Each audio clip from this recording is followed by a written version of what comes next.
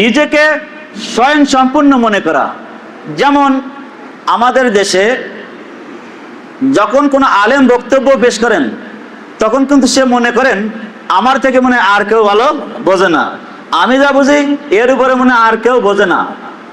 না, এটা ভুল। বিশাল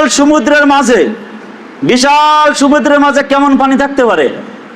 ওই সমুদ্রের পানিতে এই যে আঙ্গুল দেখেন, আমার দিকে তাকান, এই আঙ্গুল ডুবাইলে এই আঙ্গুলের সাথে কতটুকু পানি উঠতে পারে?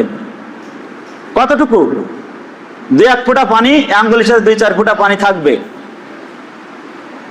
এই এতটুকু জ্ঞান আপনার আমার মধ্যে এখনো হয় নাই। বিশাল সমুদ্রের মাঝে আঙ্গুল ডুবাইলে যতটুকু পানি ওঠে অতটুকু জ্ঞানও আপনার আমার এখনো হয় নাই। আর সমস্ত সমুদ্রের পানি যদি কালিক তৈরি করা হয়, সমস্ত গাছের ডালপালাকে যদি কলম তৈরি হয়, তবু আল্লাহর প্রশংসা লিখে শেষ করা যাবে না। সুবহানাল্লাহ। তাহলে আপনি নিজেকে এত অহংকার করেন যে আমি ছাড়া কেউ বোঝে না, আমি সব বুঝি, আমি সব জানি। যে ভালো কোরআন তেলাওয়াত করতে পারে হাফেজ, সে নিজেকে ব্যাপক গর্ব করে আমার থেকে এত সুন্দর, এত মধুর, এত কণ্ঠস্বর কারণ নাই। অর্থ জিজ্ঞেস করেন, তখন তো আর পারবে না। শানে নজরুল জিজ্ঞেস করেন, তখন আর পারবে না। ব্যাখ্যা জিজ্ঞেস করেন, তখন আর পারবে না। হয়তো সে কোরআন ভালো জানতে পারে, হয়তো সে হাদিস ভালো জানে না, হাদিস সম্পর্কে ভালো জ্ঞান নেই। তাহলে আমরা কেন নিজেদেরকে মনে করি যে আমরা স্বয়ং সম্পূর্ণ? একজন শিক্ষক ছাত্রদেরকে পড়ান, তারপরেও অনেক সময় ওই শিক্ষককে ছাত্রদের কাছ থেকেও অনেক কিছু শিখতে হয়, হয় না? কেমন শিখতে হয়? উদাহরণ দিই। মনে করেন আমি এখন ক্লাস নিচ্ছি, এমন একটা ওয়ার্ড, এমন একটা শব্দ, সেটা আরবি হতে পারে, ইংরেজি হতে পারে, বাংলা হতে পারে। সেই শব্দের অর্থ আমি শিক্ষক হলেও আমার অনেক সময় জানা নাও থাকতে পারে। তখন ছাত্রদের কাছ থেকে ওটা কৌশল করে আদায় করে নিতে হয়, যে তুমি বলটি এর অর্থ কি, এভাবে কৌশল করে পড়াটা মানে বুঝে নিতে হয়। অনেক সময় শিক্ষকের অজানাও অনেক সময় ছাত্রদের কাছ থেকে জেনে নিতে হয়, সেটা হলো কৌশলে। তাদের কাছে জিজ্ঞাসা করতে হয় অনেক সময় যে বলো তো এটা অর্থ কি, ও কিন্তু সঠিক উত্তর দিচ্ছে। শিক্ষক তার বলতে পারে না যে এটা আমি জানি না, পারে। তখন কিন্তু তাকে সুকৌশলে তার কাছ থেকে শেখার আছে। বেশি না, একটা মোবাইলের কথা বলি, টাচ মোবাইল, আপনি না বোঝেন, আপনার ছেলে আপনার মেয়ে তার থেকে বেশি বোঝে না? অতএব আপনি নিজেকে যে স্বয়ং সম্পূর্ণ মনে করছেন, এই স্বয়ং সম্পূর্ণ মনে করাটাই হলো অহংকার। এটা মনে করবেন না কখনো, প্লিজ। এটা কোশ্চেন কালে কখনো কোনো সময় মনে করবেন না যে আমি সব বুঝি, আমি সব রোগের ডাক্তার। যে ডাক্তার সব রোগের চিকিৎসা দেয়, দেখেছেন না আমাদের বাংলাদেশের ডাক্তার কতগুলো লেখে? এমন কোনো রোগ নাই, সকল জটিল এবং কঠিন রোগের চিকিৎসা দেয় একজন হোমিও ডাক্তার। সকল কঠিন এবং জটিল রোগের চিকিৎসা দেয় একজন প্যারামেডিক্যাল সাধারণ ডাক্তার। হায় রে বিশে, তুমি মেডিকেল ডাক্তারি পড়ো নাই, এমবিবিএস নাই, এফসিপিএস নাই, উনি লিখেছে সকল জটিল এবং কঠিন। কি লিখেছে? কি লিখতে তো আর টাকা মানে সমস্যা হয় না, বেশি অল্প খরচ করলে হয়ে যায়। আবার একজন এমবিবিএস ডাক্তার, সে হয়তো একটা বিষয় নিয়ে পড়েছে, সে অন্তত 10টা বিষয় লেখে যে এই রোগের সে চিকিৎসা দিতে পারে। ওটা কি ডাক্তার? এখান থেকে পার্শ্ববর্তী দেশে ইন্ডিয়ায় আপনারা গেছেন না চিকিৎসাতে? গেছেন? ইন্ডিয়ায় যেই দেখবেন একজন ডাক্তার কয়টা রোগের চিকিৎসা দেয়। সে একটা বিষয়ের উপরে বেশি অভিজ্ঞতা অর্জন করেছে, ওই বিষয়টা নিয়ে সে পড়াশোনা করেছে, ওই বিষয়টা সে চিকিৎসা দেয়। আর বাংলাদেশের ডাক্তাররা সব রোগের চিকিৎসা দিতে পারে একজন ডাক্তার।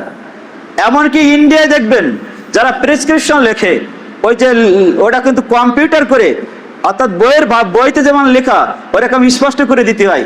আর বাংলাদেশে কাকড়া ঠ্যাঙের মতো লিখে ছেড়ে দেয়। অনেক সময় যেখান থেকে ওষুধটা নেওয়া হয় সেও বুঝতে পারে না, না বুঝে ভুল ওষুধ দেয়।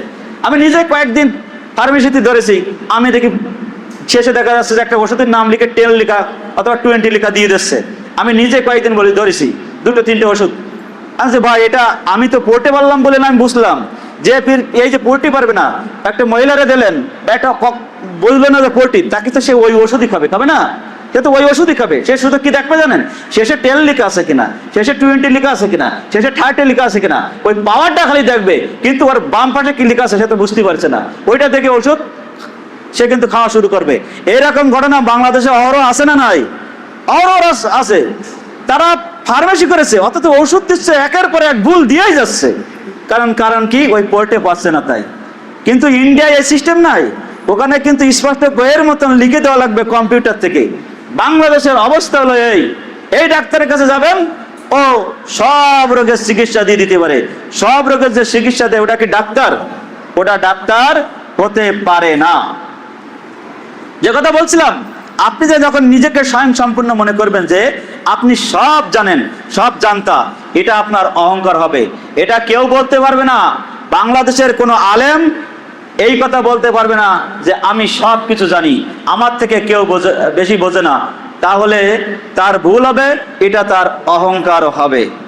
এরপরে আসুন সম্মানিত উপস্থিতি, মানুষের সাথে অসৎ ব্যবহার করা, এইটা একটা অহংকার।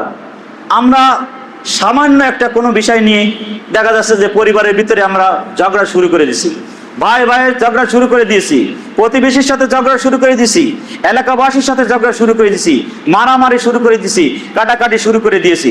এই যে অসৎ ব্যবহার, অসৎ ব্যবহার।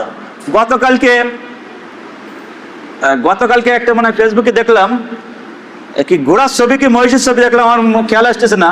মানে ঘাস খাওয়াতে নিয়ে যাচ্ছে মাঠে, তার নাই চাঁদা দেওয়া লাগবে। এই মাঠে ঘাস খাওয়ালে 200 করে দেওয়া লাগবে। এই মাঠে যদি ঘাস খাওয়ানো হয় তাহলে 200 করে দিতে হবে, 200 করে। ঘাস ওর কি লাগানো ঘাস, এরা মাঠে খাওয়াচ্ছে, রাজনীতিবিদরা আছে আমার এর চাঁদা দেওয়া লাগবে। বাংলাদেশে চাঁদার পরিমাণ হারে বেড়েছে না কমেছে? দিন দিন অবস্থা কি একটা কঠিন অবস্থার পরিস্থিতি আমরা পড়ে গেছি। এই যে আপনি নিজের পাওয়ার দেখাচ্ছেন, নিজের ক্ষমতা দেখাচ্ছেন, আরেকজনের সাথে অসৎ ব্যবহার করছেন, বাবার বয়সে একজনকে হুমকি ধুমকি দিচ্ছেন, কলার ধরে দোকান থেকে উঠায় নিয়ে আসছেন, চাঁদা না দিলে মারধর করছেন, এটা আপনার অহংকার। আপনি কিন্তু ফিরাউনের চাইতে শক্তিশালী নয়, আপনি কিন্তু নমরুদের চাইতে শক্তিশালী নয়। আপনি কি পাওয়ার দেখাচ্ছেন? এই পাওয়ার শুরু আছে, এর শেষও আছে, আছে না? এর শেষ আছে। অতএব সচেতন হয়ে যান, নইলে আগামী দিন এমন একটা ভয়ঙ্কর দিন আসতে পারে, যে দিনটা আপনার আমার জন্য একটা মাইনাস ফর্মুলা, যে মাইনাস আমার সমাজে আর কোনো মূল্যায়ন থাকবে না। সম্মান থাকতে সম্মান ধরে রাখার চেষ্টা করতে হবে আমাদের। সম্মানিত উপস্থিতি, এরপরে আসুন, শক্তির বুদ্ধিতে অন্যের সম্পদ লুণ্ঠন করা, এটা কিন্তু একটা অহংকার। এটা গায়ের জোরে দেখবেন অনেকে আছে একটু বুদ্ধিমান, ভেরি ইন্টেলিজেন্ট, খুব বুদ্ধিমান, ক্লাসের ভিতরে কিছু ছাত্র থাকে খুব বুদ্ধিমান। তো যাই হোক, এই বুদ্ধি দিয়ে অন্যের কিছু হরণ করা, অন্যের কিছু নিয়ে নেওয়া, এটা কিন্তু আপনার অহংকারের ভিতরে পড়ে যাবে। সম্মানিত উপস্থিতি, এরপরে আসুন, ভুলের উপরে জিত করা। আপনি একটা ভুল করেছেন, সেই ভুল থেকে যদি আপনি ফিরে আসার চেষ্টা না করেন, তওবা না করেন, আমি একটা ভুল করেছি, আমি যদি সেই ভুল থেকে ফিরে না আসি, সেই ভুল থেকে যদি আমি তওবা না করি, এই ভুলের উপরে যদি জিদ করি, তাহলে এটা কি হবে? এটা হলো অহংকার করা হবে। আমি জানছি এটা কোরআনে আছে, এটা সহিহ হাদিসে আছে, এটা আমলযোগ্য, তারপরেও আমি বলছি না, ওটা করা যাবে না, এটাই করতে হবে। এটাই এতদিন আমার বাপ করেছে, এটা আমার দাদা করেছে, 14 গোষ্ঠী করেছে, এটাই করতে হবে। এটা হলো অহংকার, এটা হলো অহংকার। এই দেখেন, আমরা মাদ্রাসা চালাতে যাই, কিছু অভিজ্ঞতা অর্জন হয়েছে। অভিজ্ঞতাটা কি? আমরা মাদ্রাসা জন্য যখন কারোর কাছে অর্থ চাই, বিভিন্ন লোকের কাছে, তখন প্রথম কি প্রশ্ন করে জানেন? বিভিন্ন লোক, বিশেষ করে সহিহ আকীদার যারা, মানে আহলে হাদিস দাবিদার যারা, আমরা যারা আহলে হাদিস দাবি করি, নিজেদেরকে মনে করি জান্নাতের সার্টিফিকেট পেয়ে গেছি, তারাই কি বলে শুনুন, ভাই আপনার মাদ্রাসা কি জমিয়াতের না আন্দোলনের? বলেন, এটা কি কোনো প্রশ্ন হলো? যেটা সহিহ আকীদার প্রতিষ্ঠান, কোরআন এবং সুন্নাহ অনুযায়ী চলে, সহিহ আকীদা এবং আমল চলে, সহিহ আকীদার বই চলে, যেখানে সহিহ আকীদা অনুযায়ী মাযহাবী ভাইরা পড়াশোনা করছে, অন্যরা পড়াশোনা করছে, যেখানে মানুষ দিন দিন, যেখানে পীরপন্থী এলাকার লোকজন আস্তে আস্তে আমাদের মসজিদমুখী হচ্ছে, আমাদের মাদ্রাসামুখী হচ্ছে, সেখানে আপনার আমার মুখে প্রশ্ন দেখেন, অবস্থা দেখেন। আজকে আমরা কেন এইভাবে তলিয়ে যাচ্ছি? তারপরে বলে কি, ভাই যদি মাদ্রাসা যদি এই সংগঠনের না হয়, তাহলে আমি টাকা দিতাম না, টাকা দেবো না আমি। বোঝেন কি আশ্চর্য ব্যাপার। এই যে কোন জায়গায় আমরা আসি আমার নিজেরও ভাবতেও লজ্জাবোধ মনে করেন হয়, যে মানে এতটাই আমরা নিজেদেরকে সংকীর্ণ করে ফেলেছি। যেখানে দাওয়াতি কাজ চলছে, মানুষ সহি আকীদা গ্রহণ করছে, সহি সুন্নাহ অনুযায়ী চলছে, খুতবা শুনতে আসছে প্রতি শুক্রবারে, যেখানে মানুষ যারা বিরোধিতা করতো তারা বিরোধিতা ছেড়ে দিয়ে তাদের ছেলেদেরকে মেয়েদেরকে আমাদের মাদ্রাসায় ভর্তি করেছে, সেখানে আপনার আমার মুখের প্রশ্ন দেখেন। এটা আপনার অহংকার হবে, কিন্তু এটা করা ঠিক হবে না। আপনার যা ভালো লাগে আপনি করেন, সংগঠন সহি পদ্ধতিতে আপনি করেন, কিন্তু আপনি কেন এই ধরনের প্রশ্ন আমাদেরকে করে আমাদেরকে বিভক্তি করার চেষ্টা, বিভ্রান্তিতে ফেলানোর চেষ্টা আপনি করবেন? এটা থেকে আমাদেরকে বেড়ে আসার চেষ্টা করতে হবে। সম্মানিত উপস্থিতি, সময়িত সংক্ষিপ্ত পরিসরে অধীনস্থদের সাথে খারাপ ব্যবহার করা এটা অহংকার। কেমন অধীনস্থ? আপনার অফিসে একজন পিয়ন আছে, আপনার অফিসে একজন খাদেম আছে, আপনার অফিসে একজন বাবুর্চি রয়েছে, আপনি প্রধান, আপনি তার সাথে অহরহ খারাপ ব্যবহার করেন, খারাপ ব্যবহার করেন। আপনার পিয়ন যদি আপনাকে সালাম না দিতে পারে, কোনো কারণে ভুল হয়ে যায়, তাহলে আপনি তার চাকরিটাও খেয়ে দেন। আছে না এরকম? হাদিসে কি আছে যে অফিসের বস হলে পিয়নের সালাম দেওয়া যাবে না? হাদিসে কি আছে অফিসের বস হলে খাদেমের সালাম দেওয়া যাবে না? আর খাদেম যদি বসের সম্মানে না দাঁড়ায়, তাহলে তার চাকরি খেয়ে ফেলে দিতে হবে নাকি? এটা আপনার অহংকার। আপনি তাকে সালাম দেন, সমস্যা কি? এই যে আমরা যে প্রতিষ্ঠানে আছি, এখানে আমাদের আরেকজন আরবি সিনিয়র শিক্ষক রয়েছেন, আমাদের জিয়াউর রহমান ভাই, আমাদের আরেকজন জেনারেল শিক্ষক রয়েছেন সোহান আলী। আমরা তো আমাদের খাদেমের সালাম দেই, আমরা আমাদের বাবুর্চিদের সালাম দিচ্ছি, আমাদের নিম্ন স্তরে যারা আছে সবাইকে আমরা তো সালাম দেওয়ার চেষ্টা করি। একজন ভ্যানওয়ালা যাক, একজন রিক্সাওয়ালা যাক, একজন দিনমজুরি যাক, একজন সাধারণ পাবলিক যাক, তাকে তো আমরা সালাম দেওয়ার চেষ্টা করি। আমরা যখন ক্লাসে প্রবেশ করি সালাম দিয়ে, ছাত্রদের সালাম দিই আমরা, এই যে ছাত্র আছে এখানে অনেক ছাত্র আছে, ছাত্রদের সালাম দিয়ে আমরা প্রবেশ করি। আমরা যখন ক্লাস থেকে বের হই আবার ছাত্রদের সালাম দিয়ে আমরা বের হই। আর আপনি সালাম পাওয়ার জন্য, সালাম নেওয়ার জন্য বসে থাকেন, এটা আপনার অহংকার। আপনার অধীনস্থ যারা আছে তাদের সাথে আপনি খারাপ ব্যবহার করেন, রাফ ব্যবহার করেন, এটা হলো আপনার অহংকার। আপনি কিসের ক্ষমতা পেয়েছেন? পৃথিবীতে যদি আপনি বস হয়ে পরকালে যদি জাহান্নামী হতে হয়, তাহলে কোনো লাভ আছে? এখানে আপনার মাতব্বরি, এখানে ক্ষমতা ফলায় যদি অহংকার করে যদি আপনি টিকে থাকেন, কিন্তু এর কারণে যদি পরকালে জাহান্নামী হন, আগুনে পড়েন, সেটা কি আপনার কোনো দরকার আছে? দরকার নাই। তাহলে আপনার অধীনস্থ যারা আছে, আপনার বাড়ির চাকর হোক, চাকরানি হোক, আপনার কাজের বুয়া হোক, আপনার দোকানের কর্মচারী হোক, আপনার অফিসের কর্মচারী হোক, নিম্ন স্তরে হোক, তাদের সাথে ইসলাম কখনো খারাপ আচরণের কথা বলা হয়নি। তারা ভুল করবে, ভুল করলে তাদের অবশ্যই শাস্তি যদি অফিসিয়াল থাকে দেবেন, কিন্তু এর অর্থ এই নয় যে আপনি অহরহ তার সাথে খারাপ ব্যবহার করতেই থাকবেন, করতেই থাকবেন, করতেই থাকবেন। এটা আপনি কোশ্চেন কালেও করতে পারবেন না, এটা আপনার অহংকার হবে। আর এই অহংকারের জন্য আপনাকে জাহান্নামের আগুনে আপনাকে উল্টে হবে। অতএব সাবধান থাকুন, এই ধরনের হুকুমদারিত্ব করে আরেকজনকে নাজাল করার চেষ্টা না করে তার সাথে ভালো ব্যবহার করে তার থেকে কাজ আদায় করে নেওয়ার চেষ্টা করুন। সম্মানিত উপস্থিতি, এরপরে আসুন অহংকারের কারণ কি। এই যে মানুষ অহংকার করে, কারণ কি জানেন? কিছু কিছু কারণে অহংকার করে। ভালোর প্রতি হিংসা। কেমন? আমার পাশের বাড়ি, ওর তো কিছুদিন আগে দেখলাম মাঠে কাজ করতে, এখন বিদেশ গেছে, মালয়েশিয়া অথবা সিঙ্গাপুরে গেছে, এখন টাকা হয়েছে, সে তো ঘর করবে, করবে না? সে বাড়ি করবে, সে জমি কিনবে, দোকান করবে। এইটা দেখে আমার আর সহ্য হয় না। অমুকের ছেলে, অমুকের মেয়ে অনেক শিক্ষিত হয়েছে, বড় চাকরি করে, এটা দেখে আমার সহ্য হয় না। অমুকের ব্যবসা বাণিজ্য অনেক ভালো চলছে, এইটা দেখলে আমার সহ্য হয় না। এই সহ্য না হওয়াটাই হলো অহংকার। অন্যের প্রতি হিংসা করছেন তার ভালোটা দেখে, এটা কিন্তু আপনার অহংকার। আর অহংকার কি? পতনের মূল। আগুন যেমন কাঠকে খেয়ে ফেলে, আগুন যেমন কাঠকে খেয়ে ফেলে, অহংকার মানুষের পুণ্য অর্থাৎ ভালো আমলকে খেয়ে ফেলে। ভালো যে আমল করেছেন এই অহংকার সেটা কিন্তু খেয়ে ফেলে। এরপর আসেন আরেক শ্রেণীর লোক আছে, মালের অহংকার। অনেক টাকা পয়সা হয়ে গেলে, অনেক গাড়ি বাড়ি হয়ে গেলে, অনেক জায়গা জমি হয়ে গেলে কথার পরিবর্তন হয়ে যায়, যায় কিনা বলেন? আপনার এলাকায় দেখেন, আপনার এলাকায় কিছু লোক আছে যারা কিছুদিন আগে আপনার এখানে কাজ করতো, আপনার খেতে কাজ করেছে, আপনার দোকানে কাজ করেছে, এখন অনেক টাকা হয়েছে। দেখবেন ওই টাকা যার হয়ে গেছে ওর সাথে কথা বলবেন, দেখবেন আগের কথা আর এখনকার কথা পরিবর্তন আছে না নাই? টাকার গরমে কি দেখি বলে নিজেও বুঝতে পারে না। টাকার গরমে এখন অনেক পাওয়ার দেখায়, অনেক ক্ষমতা দেখায়, এবং কথায় কথায় বলে তোকে আমি মেরে দেবো, তোকে আমি এটা করব, যত টাকা লাগে আমি আসি। এ লোক আছে না সমাজে? আছে। এটা কিন্তু অহংকার। আপনি কি মনে করেন নিজেরে? একটুখানি যদি 2 মিনিটে আপনি নিঃশ্বাস বন্ধ করে থাকতে পারবেন, এরকম কেউ আছে এর ভিতরে? 2 মিনিট নিঃশ্বাস বন্ধ করে থাকতে পারে এরকম কেউ নাই, অথচ অহংকার করেন। এত অহংকার কেন? এত অহংকার কেন? কিসের এত গর্ব? বুঝে না।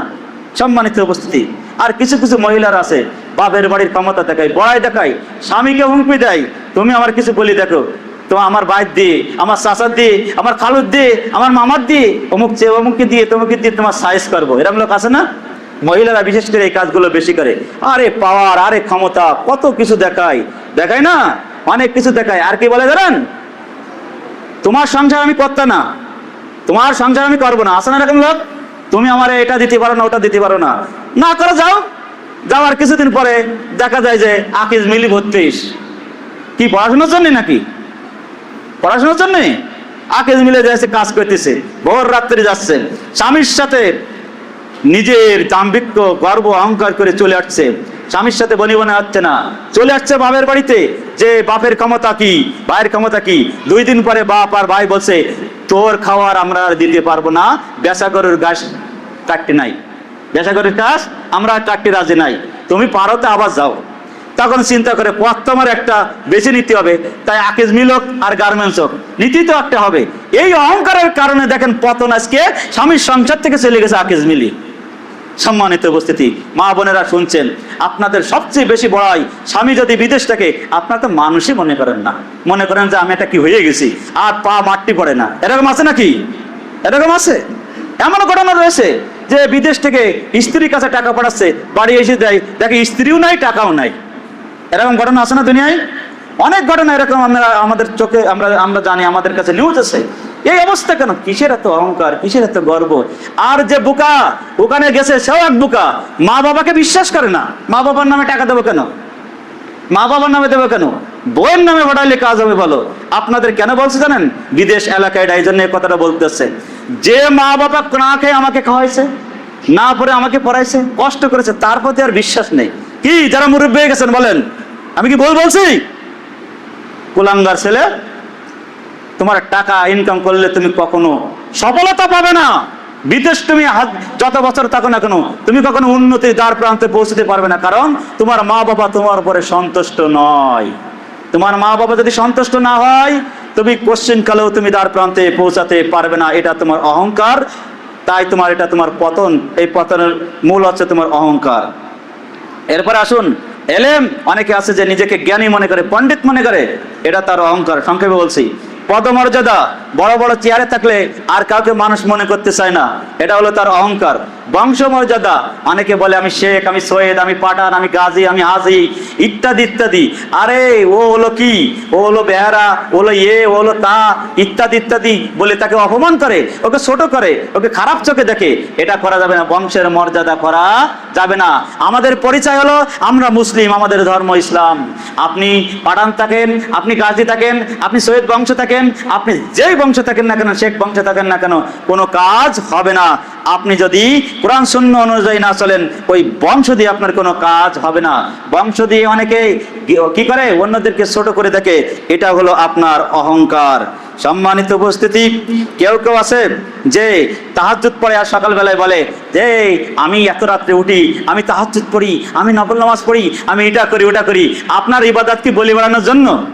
বলে বেড়ানোর জন্য না। এটা যদি করেন সব পাবেন, বলে বেড়ালে অহংকার হবে, আমল নষ্ট হবে। এটা থেকে বিরত থাকেন। কেউ কেউ পোশাকের অহংকার করে, পোশাক পরে, দামি পোশাক পরে পড়েন, পড়তে নিষেধ নেই, কিন্তু ওটাকে নিয়ে বাহাদুরি করবেন না। সংক্ষিপ্ত বলছি, সম্মানিত উপস্থিতি, অহংকারের পরিণাম কি? অহংকারের পরিণাম হলো সম্পর্কের অবনতি হওয়া। আপনি যখন অহংকার করবেন, তখন আপনার সাথে আমার সাথে সম্পর্ক ভালো থাকবে? ভালো থাকবে না। অহংকার করতে করতে একটা পর্যায়ে এমন জায়গায় যে পৌঁছবেন, আপনার সাথে আর কেউ মেশবে না, আপনাকে একাই থাকতে হবে, একাই থাকা লাগবে, একাকিত্ব জীবন। অহংকারের পরিণাম কি?